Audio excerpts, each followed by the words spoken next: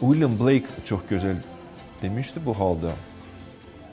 Musiqi bu həyatdan daha önəmlidir və daha böyükdür. Biz bu həyatı yaşayarkən illüziya kimi yaşayırıq, amma musiqi əsl həyatdır.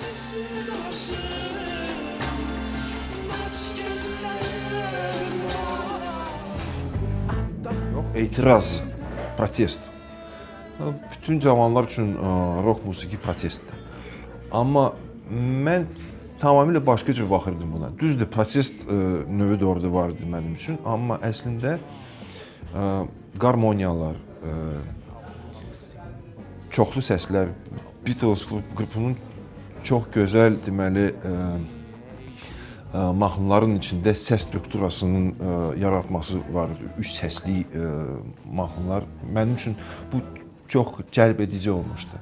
Çünki biz o vaxta qədər belə, tutalım mən özüm, belə musiqini qulaq asmamışdım.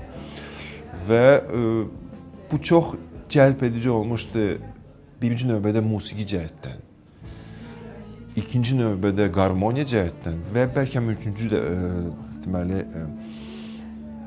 nöqtəni nəzərdə tutsaq, orada etiraz da var idi.